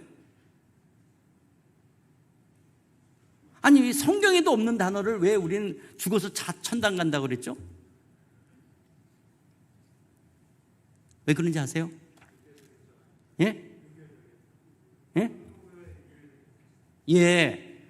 우리 장로님이 역시 골이 좋으신 장로님. 천당이라는 말을 왜 한국 교회는 성경에 없는데 썼냐? 중국 성경에 2번 나와요. 히브리서 9장하고 베드로전서 3장. 중국 성경에는 천당이라는 단어를 2번 사용했어요. 그런데 한국 성경에서는 천당이라고 번역하지 않고 하늘이라고 번역했어요. 그래서 한국 성경에는 천당이라는 말이 없고 중국. 그러니까 우리 옛날 우리 한국교회 1세대 어르신들은 한자를 읽을 수 있으니까 중국 성경을 읽었잖아요. 근데 히브리서 9장 24절, 베드로전서 3장 22절에 천당이라 그러네. 그런 거예요. 그러니까 우리 한국 사람들의 정서상은 뭔가 집땅자, 저 하늘에 집이 있는 거예요. 그래서 우리가 이 땅에서 고생하다가 죽으면 그 아름다운 집으로 간다. 이게 우리 한국 사람의 정서에 더 와닿는 거야. 그래서 천당이라고 표현을 한 거예요. 그런데 여러분, 그건 그래, 좋다. 자, 한국 성경에는 없지만 중국 성경에 2번이 있으니까 천당이라는 말을 썼다라는 거예요. 그러면 조금 이제 어려워져요. 그러면 천국이라는 단어는 많이 우리 사용하죠. 여러분, 천국이라는 단어는 성경 66권 중에 마태복음에서만 사용되는 단어라는 거 아세요? 신구약 성경이 66권 중에 천국이라는 단어는 어디에만 나온다고요? 마태복음에만 나와요. 마태복음에만. 딱 한 구절 예외 구절이 있어요. 디모데후서 4장 18절 한 구절만 예외 구절 있지, 신구약 성경 어디에도 천국이라는 단어가 없어요. 천국이라는 단어는 어디에 사용돼요? 어디에서만 나온다? 마태복음에서만 사용되어지는 거예요. 그래서 제가 이렇게 말할 수 있어요. 만약에 우리가 어릴 때서부터 한국교회가 마태복음에서만 나오는 천국으로 기독교를 가르치지 않고 마가복음, 누가복음, 요한복음, 사도행전, 바울서신에 나오는 하나님 나라로 기독교를 배웠다면 저나 여러분, 우리 모두나 한국교회는 훨씬 더 신앙의 성숙함과 자유함을 누렸을 거예요. 그런데 너무너무 안타까운 것은 마태복음에만 나오는 천국으로 우리는 기독교를 배우고 자랐어요. 이게 우리의 신앙생활에 얼마나 많은, 마치 처음에는 별 큰 것 같지 않지만 너무나 큰 간격을 만들어 놓은 거예요. 저는 처음에 이게 너무 충격이었어요. 저는 어릴 때서부터 세뇌되다시피 듣고 자랐던 단어가 천당, 천국이었어요. 예수 믿고 죽어서 천국 간다라는 거. 눈물이나 사망이나 아픔이나 곡하는 것이 없는 천국 간다. 그런데 아니, 천국이라는 단어가 신구약 성경에 마태복음에만 나와? 그러고는 다 하나님 나라로 나오는 거예요. 그런데 여러분, 예수님의 가르침에 뭐냐? 예수님이 갈릴리 사역하시면서도 처음 하신 말씀 뭐냐? 때가 찼고 하나님의 나라가 가까이 왔다라고 말씀하시고요. 예수님이 이제 부활 승천하시는 거예요. 승천하실 때 사도행전 1장 3절에도 그가 고난받으신 후에 또한 그들에게 확실한 많은 증거로 친히 살아계심을 나타내사 40일 동안 하나님 나라의 일을 말씀하시니까. 그러니까 예수님이 부활 승천하시면서도 40일 동안 이 땅에서 뭘 가르쳤대요? 하나님 나라를 가르쳤대요. 그러니까 예수님이 공생애를 처음 시작하면서 갈릴리에서 때가 찼고 하나님의 나라가 가까이 왔다. 마지막 승천하시면서도 하나님 나라의 일을 가르치신 거예요. 예수님이 그러면 사역 3년의 사역 속에서도 하나님 나라를 비유로 가르치시는 거예요. 그러니까 예수님의 가르침의 주제는 뭐냐? 하나님 나라였어요. 또 우리가 시간 관계상 다 볼 수는 없지만 사도 바울의 가르침의 주제도 하나님 나라였어요. 여러분, 그 사도 바울이 이렇게 이야기해요. 하나님 나라에 들어가려면 많은 환난을 겪어야 된다든지, 석 달 동안 담대히 하나님의 나라에 관하여 강론하고 권면했다. 또 너희 여러분 중에 왕래하며 하나님 나라를 전파하였다. 그들이 날짜를 정하고 그가 유수하는 집에 마오니 바울이 아침부터 저녁까지 강론하여 하나님의 나라를 증언하였다. 바울이 온 이틀을 자기 셋집에 머물면서 자기 오는 사람을 다 영접하고 하나님의 나라를 전파하며. 사도 바울의 가르침에 전부 다 하나님 나라예요. 사도 바울은 전부 천국이라는 말 한 번도, 아까 디모데후서 4장 18절에는 전부 하나님 나라라고 말해요. 더 충격. 사도 바울은 지옥이라는 말을 한 적이 있을까 없을까? 한 번도 없어요. 사도 바울은 지옥이라는 말을 안 썼어요. 그러니까 성경에 없는 말을 우리가 너무 많이 쓰고 있잖아요, 지금요. 사도 바울은 지옥의 성격을 표현하고 있지 지옥이라는 단어도 잘 안 써요. 그러니까 지금 우리가 지금 성경에서 말하는 것들하고 지금 너무 동떨어지는 어떤 부분을 너무나 당연시하고 알고 온 것도 있다는 거예요. 그런데 더 놀라운 사실은 사도행전 처음 시장도 하나님 나라로 시작하고요, 사도행전 마지막도 하나님 나라로 끝나는 거예요. 그러니까 지금 예수님의 가르침의 주제도 하나님 나라, 사도 바울의 가르침의 주제도 하나님 나라, 신구약 성경의 주제도 하나님 나라라는 거예요. 그렇다면 여러분, 기독교에서 예수님, 사도 바울 빼놓으면, 성경 빼놓으면 말이 돼요, 안 돼요? 안 되죠? 여러분, 기독교에서 예수님, 사도 바울, 성경 빼놓으면 말이 돼요, 안 돼요? 안 되죠? 그런데 지금 예수님의 가르침의 주제도 하나님 나라, 사도 바울의 가르침의 주제도 하나님 나라, 성경의 주제도 하나님 나라예요. 그럼 여러분들 하나님 나라를 배워보셨어요? 하나님 나라를 아십니까? 마태복음에만 나온 천국은 알아도, 천국은 죽어서, 예수 믿고 죽어서 천국 간다, 그렇게는 알고 있는데, 마가복음, 누가복음, 요한복음, 사도행전, 바울서신에 나오는 하나님 나라를 배워본 적이 있냐라는 거예요.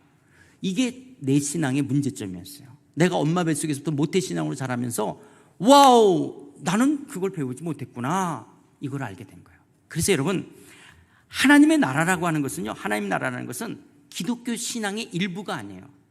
그래서 여러분, 내가 하나님 나라를 모르면 사실 기독교를 잘 모르는 것과 같은 거고요, 내가 하나님의 나라를 안다 그러면 이제 기독교가 뭔지를 안다라고 말해도 과언이 아닌 거예요. 우리가 하나님의 나라가 무엇인지를 알 때 내가 하나님 나라의 백성으로 어떻게 살아가는지를 알게 되는 거예요. 이게 신앙생활과 신앙성숙에 너무너무 중요하게 되어지는 거예요. 그래서 여러분, 우리가 하나님 나라를 바르게 알게 될 때 하나님의 주권, 하나님의 왕되심을 인정하게 되어지는 거예요. 우리가 아까 우리 말씀드리기 전에 불렀던 찬양 속에서 하나님, 예수님만을 높이게 되어지는 거예요. 예수님의 왕되심을, 하나님의 왕되심, 그분의 주권을 인정하게 되는 거예요. 그리고 왜 하나님 나라를 배워야 되냐? 신앙과 삶이 통합되어지는 거예요. 지금 저처럼 보수주의 신앙에서 말씀 중심 이렇게만 자면서 진짜 말씀을 못 배웠던 우리는 어떤 문제가 있냐? 교회 생활은 열심히 잘할 수 있어요. 교회 생활, 신앙 생활. 그런데 삶하고 동떨어져 있는 거예요. 이 말이 무슨 말이냐? 주일 예배 빠져서나 성수주의를 해야 된다는 귀가 따갑게 듣고 자랐어요. 그런데 월요일, 수도, 토요일은 어떻게 살아야 되냐? 그건 간단해요. 하나님의 영광을 살고 죄 짓지 말라, 이게 전부 다였어요. 여러분, 하나님이 산수할 줄 알까 모를까요? 7분의 1이 커요? 7분의 6이 커요? 7분의 6이 크죠? 그런데 우리 교회에서는 그동안 어떻게 했냐? 7분의 1 예배만 나오면 돼요. 7분의 6 알아서 살라는 거예요. 죄 짓지 말고. 7분의 6을 기독교인답게 살아야 되죠. 그래서 7분의 7이 하나님 나라 백성답게 살아야 되는 거예요. 그런데 우리는 뭐만 배웠냐? 7분의 1만 배웠지, 월요일부터 토요일을 어떻게 기독교인답게 살아가야 되는지는 죄 짓지 말고 그냥 거룩하게 살고 기도 열심히 하고 그 전도하고 이렇게 살라, 그럼 하나님 복 받는다, 이렇게만 산 거예요.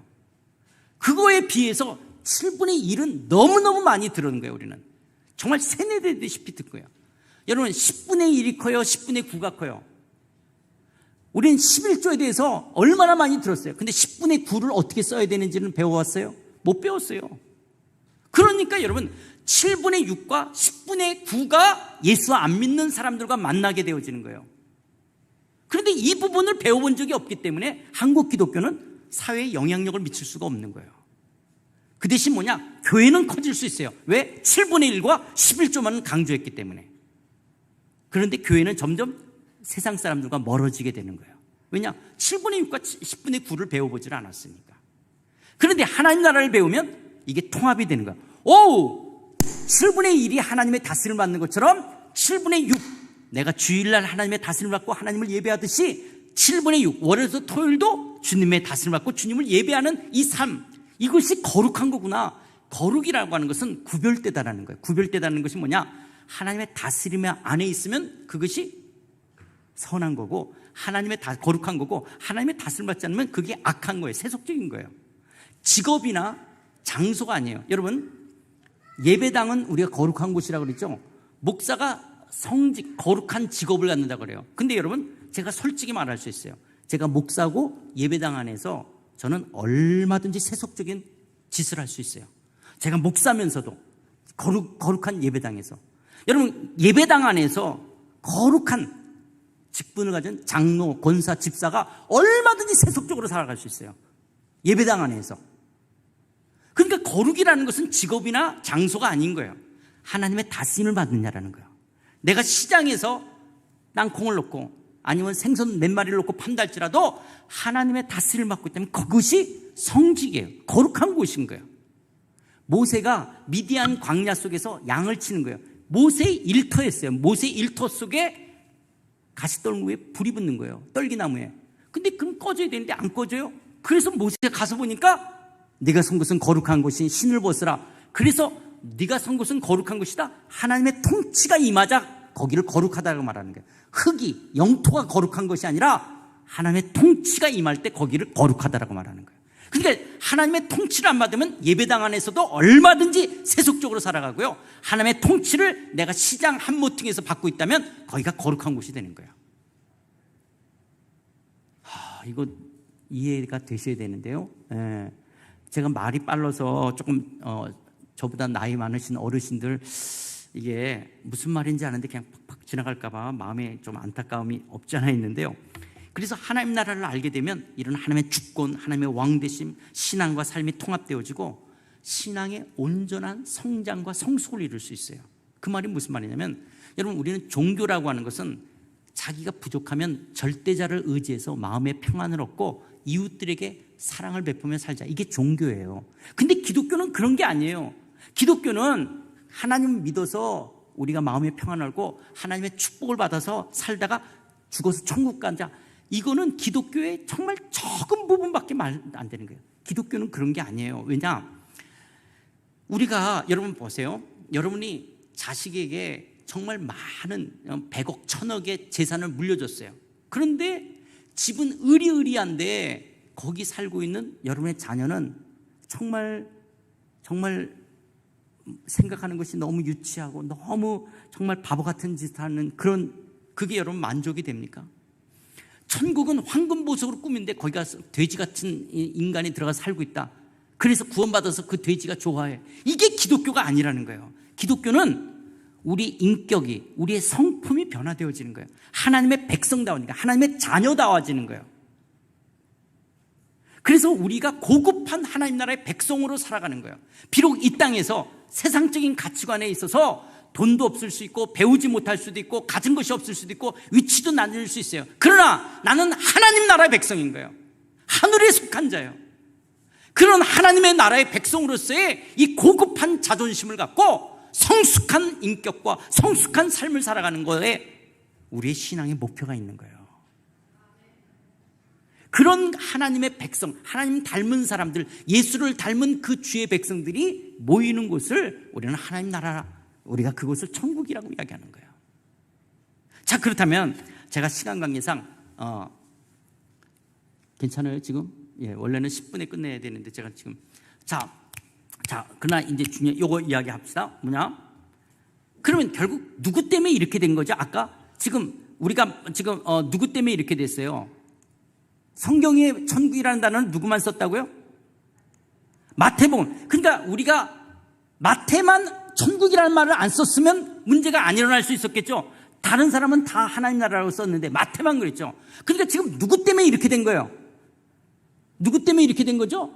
그래요, 마태 때문에 이렇게 된 거예요. 마태. 그럼 마태는 왜 그랬을까? 왜 마태는 천국이라는 말을 쓰게 됐냐라는 거예요. 다른 사람은 안 썼는데. 그래서 우리가 마태복음의 성격을 알아야 돼요. 여러분, 마태복음은 누가 썼죠?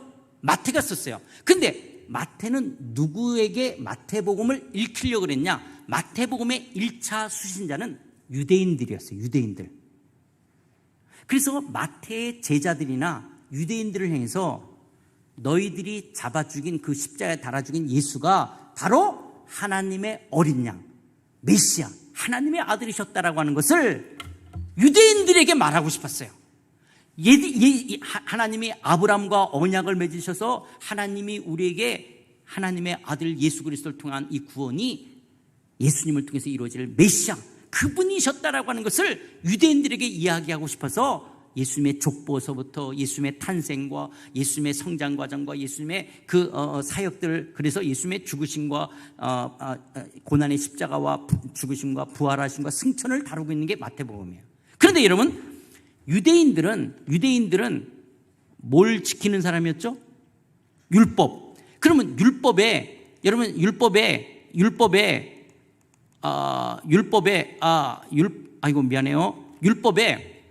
10계명의 제3계명이 뭐예요? 너는 내 하나님 여호와의 이름을 망령되게 부르지 말라. 여호와는 그의 이름을 망령되게 부르는 자를 죄 없다 하지 아니하리라. 그러니까 유대인들은 10계명의 제3계명 여호와의 이름을 망령되게 불러서는 안 돼요. 그러니까 유대인들은 여호와라는 이름을 불렀을까요? 안 불렀을까요? 아무도 안 불렀어요. 그러니까 유대인들은 종교적으로나 문화적으로 어떤 관습이 있냐? 누구도 여호와라는 이름을 부르지 않았어요. 왜냐? 여호와의 이름을 부르는 자를 죄 없다라고 하지 않겠다 말씀하셨기 때문에 누구도 여호와라는 이름을 부르지 않았어요. 그런데 그러면 유대인들이 여호와 하나님을 김장로님 이렇게 말할 수가 없잖아요. 장로님 그러니까 지금 여호와라는 하나님이라는 이름을 못 부르니까 여호와라는 이름에 대체어가 있었어요. 마치 여러분들이 우리가 결혼하기 전에 자기 뭐 오빠 뭐 아니면 아가야 뭐 이렇게 하다가 결혼하면 기영이 엄마 기영이 아빠 이렇게 이름을 안 부르고 대체어를 사용하죠. 이런 것처럼 여호와 하나님이라는 이름을 부를 수가 없는 거예요. 왜냐? 10계명에 부르서는 안 된다고 말했으니까 여호와라는 이름의 대체어가 아도나이가요. 아도나이는 주라는 뜻이에요. 그리고 또 하나가 있었어요. 그게 뭐냐? 하늘이라고 불렀어요. 하늘. 왜 하늘이라고 불렀냐면 하늘은 그러니까 이게 여러분 스카이하고 헤븐하고 다른 거예요. 스카이는 지금 뭐냐면 지금 해와 달과 별이 있는 구름이 있고 새가 나는 그런 곳을 스카이, 하늘이라 그래요. 그런 물리적 공간을 이야기하는데 하나님은 영이시기 때문에 그런 공간이 필요하신 분이 아니에요. 그래서 하나님을 하늘이라고 표현할 때 헤븐이라고 말하는 것은 하나님은 우리 몸과 같이 그런 공간이 필요가 없기 때문에 하늘을 그랬는데 왜 하늘이라고 표현을 했냐? 하늘은 어디든지 있어요. 그럼 하나님은 어디든지 계시고 초월된 거예요. 광활한 거예요. 무소부지한 거예요. 높고 넓고 다 우러러보는 것이 하늘. 그래서 유대 사회 속에서는 하늘 그러면 여호와 하나님 이렇게 대체어를 쓴 거예요. 여러분 탕자가 아버지 앞에 돌아올 때 그러죠. 내가 하늘과 아버지께 죄를 졌다 그러죠. 그럼 유대인들은 다 알아들어요. 하늘 하나님께 죄를 졌다. 아버지한테 죄를 졌다. 이렇게 알아듣는 거예요. 그러니까 지금 마태가 이 마태복음을 누구한테 읽히려고 그랬어요? 제일 먼저 유대인. 그러니까 유대인들은 여호와의 이름을 함부로 불러서는 안 되니까 하나님이라는 말을 쓸 수 있지만은 그래서 마태복음에도 하나님 나라라는 말이 4번 사용돼요. 그러나 여호와라는 이름은 절대로 쓸 수가 없는 거예요. 그런데 유대인들은 때로는 엘로힘, 엘이라는 말도 잘 안 쓰기 때문에 대체어로 하늘. 그러면 유대인들은 다 알아들으니까 하늘 그런 거예요. 하늘. 그러니까 마태는 하늘. 그러지만 유대인들은 뭘로 알아들어요? 하늘. 그럼 뭘로 알아들어요? 하나님으로 알아듣는 거예요. 하늘. 그런데 한자 마태복음에서 하늘 그랬어요. 근데 한자 성경 중국에 와서 번역을 해야 돼요. 마태가 지금 하늘 그랬으니까 중국 성경에서 어떻게 번역했어요? 하늘천 이렇게 번역한 거예요. 하늘천 번역하면 우리는 어떻게 했냐? 우리는 저 하늘, 저 스카이를 생각하는 거예요. 저 해와 달과 별이 있는 저기를 생각하는 거예요. 유대인들은 다 뭘로 생각해요? 하나님. 그런데 우리는 번역 성경을 대하면서 저 해와 달과 별이 있는 저 우주 공간 이렇게 생각한 거예요. 엄청난 오해가 생긴 거예요 지금. 그 다음에 나라라는 말이 뭐냐? 히브리어로 말구트, 헬라어로 바실레이아. 이 말은 다스린다, 통치, 왕권을 뜻하는 말이에요. 그러니까 예수님이나 제자들이 나라 그러면 전부 다 알았어요. 다스린다. 하늘나라 그러면 뭐냐? 하나님이 다스린다 이렇게 알아듣는 거예요. 하나님이 통치한다. 그런데 번역을 해야 돼. 지금 중국 성경으로 하늘, 하늘천, 다스린 나라, 나라국자. 그러니까 우리는 어떻게 생각해요? 저기 하늘 어딘가에 나라가 있구나. 마치 이렇게 지리적 영토적인 것들이 있어서 우리가 죽어서 거기 들어간다라고 우리는 다 그렇게 생각한 거예요. 거기다가 우리 한국 사람은 집당자, 천당이라 그러니까 저기 하늘 어딘가에 이렇게 집이 있어서 우리가 들어가서 거기서 덩가덩가 하는 이런 아까 뭐랬어요? 이 불교나 유교나 샤머니즘처럼 옥황상제가 있는 것처럼 그리고 옆에 시녀들이 있는 것처럼 하나님이 보좌에 이렇게 앉아있고 옆에서 천사들이 이렇게 하면서 할렐루야 이렇게 우리가 생각하는 거예요. 그건 우리가 그렇게 생각하는 거지 성경은 그걸 말하는 게 아니에요. 그건 마태복음에서만 그렇게 이야기하는 것이 마태복음은 유대인들은 다 하나님이 다스린다는 거예요. 그럼 마가, 누가, 요한, 사도 바울은 왜 하나님 나라라냐? 그 사람들은 1차 수신자가 유대인들만이 아니었어요. 헬라 문화권에 있는 로마 사람들 헬라 문화권에 있는 에베소 교회, 고린도 교회, 골로새 교회 이런 교회 사람들이 하기 때문에 그냥 하나님 나라라고 말해도 괜찮은 거였어요. 그런데 마태는 유대인들을 염두에 뒀기 때문에 하늘이라고 표현하는 거예요. 그래서 하나님의 나라나 천국이라는 말이 똑같은 거예요. 왜 그러냐? 자, 이거 보세요. 조금만 시간 이제 하면 끝날 거예요. 태양을 중심으로 별들이 돌아다니는 게 10의 23승계라는 건 무한대요. 셀 수가 없을 정도로 만들어요. 이 광활한 우주 전체를 하나님이 말씀으로 창조하셨다는 걸 믿으세요? 그러면 우주가 커요? 하나님이 커요? 그렇죠. 그럼 하나님을 우주 안에다가 집어넣으면 돼요? 안 돼요? 안 되는 거예요. 우주보다 더 크신 분이 하나님인 거예요. 그래서 솔로몬도 예루살렘 성전을 봉헌하면서 뭐라 그러냐? 하늘들의 하늘이라도 하나님을 용납할 수 없다라고 말하는 거예요. 하늘들의 하늘이라도 하나님을 다 담을 수가 없는 거예요. 그래서 하나님이 뭐냐? 천국, 천당, 하나님 나라는 뭐냐? 이 10의 23승을 내가 만들었다, 내가 다스린다, 이 말이 천당이라는 말이에요. 10의 23승을 내가 다스리고 내가 만들었다, 이 말이 천국이에요. 10의 23승을 내가 다스린다, 이게 하나님 나라예요. 그러니까 하나님 나라나 천당이나 천국이나 똑같은 말이에요. 똑같은 말. 그런데 우리가 오해하는 거예요. 번역성이에요. 천당? 저기? 저 하늘 어디? 천국? 저기 어디? 이렇게 우리가 오해한 거예요. 이 오해를 벗어나야 되는 거예요. 이걸 벗어나야 돼요. 하나님 나라는 거예요. 그래서 천당이라는 말이 뭐라고요? 10의 23승을 내가 손가락 하나로 만들었다, 10의 23승을 내가 다스린다, 이 말이 천당, 천국이라는 말이에요. 죽어서 들어간다는 말을 하는 것이 아니에요. 들어간다는 것은 하나님의 통치에 들어간다는 거예요. 하나님의 다스림에 들어간다는 거예요. 자, 여기까지 하면 이제 우리 어머님 권사님 했어요. 우리 김권생. 그럼 천국 없니? 천국 어디니? 그 예수 왜 믿니? 그럼 죽어서 가는 천국 없단 말이니? 우리 어머님이 너무너무 이게 있대. 그럼 예수 왜 믿니? 천국은 어디 있니? 그러면 천국 없단 말이니? 여기에 대해서 제가 마이크 없지만 자, 한번 보세요. 예수님이 이렇게 말씀하세요. 누가복음에 천국은 여기다, 하나님 나라는 여기다, 너희 안에 있냐, 이렇게 말씀하세요. 그런 말씀이죠. 다 제가 예수님이라고요. 지금 예수님이 있는데 주변에 이스라엘 사람들이 있어요. 하나님 나라는 여기다, 저기 있네. 너희 안에 있습니다. 하나님 나라가 어디 있대요? 그럼 내가 여기 왜 이러겠어요? 자, 내가 예수님이에요? 내가 예수님이라고 봐요. 하나님 나라는 여기다, 하나님 나라는 없어도 되구나. 하나님 나라는 여기다, 저기 있네. 너희 안에 있느냐? 어디 있다고요?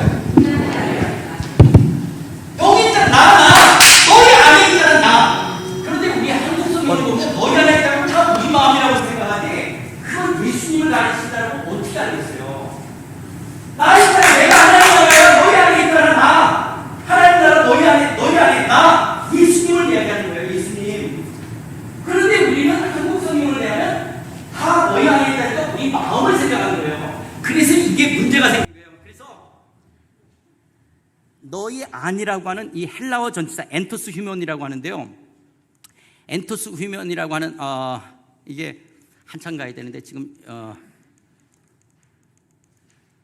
이게 뭐냐면 너희 안에 있다는 게 엔토스 휴면이라는 게 영어 성경에는요 도리어 among you, within you로 번역되어 있어요. 그러니까 무리들 가운데 하나님의 예수님의 왕의 통치가 임한 것을 너희 안에 있다라고 말하는 거예요.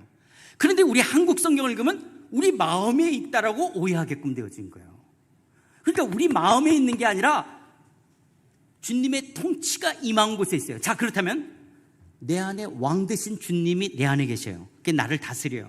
그럼 내 안에 천국이 임했어요? 안 임했어요? 임한 거예요. 그러니까 우리 마음의 천국이다. 그건 불교가 돼요. 그러나 왕 되신 예수님이 나를 다스린다. 그걸 천국이라고 말하는 거예요. 그러니까 천국은 죽어서만 가는 곳이 아닌 거예요. 우리가 육신을 벗어버리고 우리가 미래적 하나님 나라도 들어갈 거예요. 그러나 천국은 하나님의 다스림을 받는 것을 천국이라고 말하는 거예요. 하나님의 통치를 만든 거예요. 하나님의 통치를. 그러면 지금 여러분이 어디서요? 지금 하나님의 다스림을 받아야 안 받아요? 그럼 여기가 뭐예요? 여기가 천국, 하나님 나라인 거예요. 여러분 집에 가서도 하나님의 다스림을 받아야 안 받아요? 그럼 거기가 천국 하나님 나라인 거예요. 여러분 제가 농담을 하고 너무 이제 좀 이렇게 강하게 하려고 화장실에 들어가서도 예수님 통치. 그럼 거기가 어디예요? 그래요. 내 마음속에 하나님의 다스림을 받는다면 내가 가는 어딘 거예요. 그래서 아까 불렀죠. 빈들이나 초막이나 내 주 예수 모신 곳이 그건 하늘나라예요. 내가 주님의 다스림을 받는다면 다 천국인 거예요. 그러니까 천국은 죽어서만 가는 것이 아니에요. 그렇다면 나는 주일만 하나님의 다스림을 받는 게 아니라 월요일도 토요일도 주님의 다스림을 받는 천국 생활을 해야 되네. 예배당 안에서만이 아니라 집에 가서도 직장에서도 하나님의 다스림 천국 생활을 해야 되는 거네. 그럼 나는 365일 이 24시간 내 모든 삶이 하나님의 다스림 속에 있는 거네. 그럼 신앙생활을 나는 매일매일의 삶을 매 시간 주님의 다스림 속에 살아가는 거네. 그렇다면 나는 어떻게 살아야 되지? 이걸 생각해야 되는 거예요. 그래서 여러분, 이런 하나님의 나라를 생각하게 되어질 때 하나님의 나라는 죽어서만이 아닌 거예요. 이런 잘못된 성숙의 개념에서 벗어나서 우리의 삶과 모든 영역 속에 주의 통치를 받게 되어지고 그 통치 속에서 하나님이 드러날 때 그 하나님의 부요하심과 넉넉함과 충만하심을 누려가는 삶을 살아갈 수 있는 거예요. 이게 하나님의 나라예요. 그래서 자, 여러분 한번 요것만 쓸 테니까 받아 적어 보세요. 하나님의 나라란, 외우실 분은 외우세요. 하나님의 나라란 하나님의 통치. 아무데나 적어 보세요.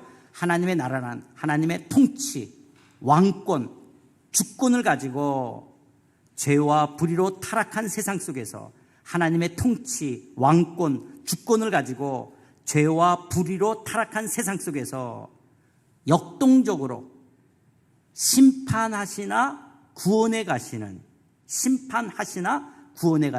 다시 하나님 나라란 하나님의 통치, 왕권, 주권을 가지고 죄와 불의로 타락한 세상 속에서 역동적으로 심판하시나 구원해 가시는 하나님의 총체적인 구원을 지시하는 용어다. 하나님의 총체적인 구원을 지시하는 용어다. 그러니까 하나님 나라는 게 뭐냐? 하나님의 통치, 왕권, 주권을 가지고 죄와 불의로 타락한 세상 속에서 하나님의 총체적 구원을 이루어가는 걸 하나님의 나라, 천당, 천국이라고 이야기하는 거예요. 그러니까 여러분, 천국은 죽어서만 가는 나라가 아니라 지금 이 땅에서도 하나님의 다스림을 받는 천국 삶을 살아가는 거예요. 예배당 안에서만이 아니라 가정과 일터와 우리 24시간 365일. 그런데 이것이 우리 한국 사람만이 아니라 열방에 있는 모든 나라, 모든 민족 가운데, 이 지구촌 가운데, 그리고 2022년만이 아니라 옛날서부터 지금서부터 앞으로도, 그래서 그 하나님이 이루고자 하시는 그분의 나라, 그분의 통치, 그 하나님의 나라가 하나님의 열심으로 반드시 완성되어질 거예요. 그것이 예수님의 재림이요 미래적 하나님 나라, 눈물이나 사망이나 아픔이 없는 그 나라가 반드시 이루어지는 거예요. 그것은 하나님의 통치하시는 거예요. 그 하나님의 통치는 정의, 공의로 다스리는 체데카, 하나님의 공의가, 그리고 하나님의 샬롬, 평강이 임하는 그 나라가 우리에게 주어지는 거예요. 그렇다면 내일 그 하나님의 나라가 이미 우리 가운데 오셨어요. 너희들이 성령을 힘입어 귀신을 내쫓으면 이미 하나님 나라가 너에게 임했다라고 말하는 거예요. 그러나 아직은 아닌 거예요. 예수님이 재림하실 때 이미와 아직 사이 속에서 하나님 나라 백성들이 어떻게 살아가야 되는가, 이게 우리의 신앙생활을 이야기해야 되는 거예요. 그러니까 내일 오셔야 될까 안 오셔야 될까요? 오늘 이 얘기를 들어야 될까 안 될까? 그 사람 꼭 들어야 되죠. 머릿속에 떠오르는 집사님, 권사님, 장로님, 그 성도들 있죠. 여러분 가족들 꼭 들어야 돼. 오늘 이게 안 들어서 안 되는 말이었죠. 이거 꼭 들어야 되는 거예요. 꼭 들어야 되는 거예요. 그래서 다시 그분들 꼭 오시라고 그래서 내일 듣고 이미와 아직 속에서 하나님 나라의 백성으로 어떻게 살아가는지를 내일 말씀을 나누도록 하겠습니다. 기도하시겠습니다.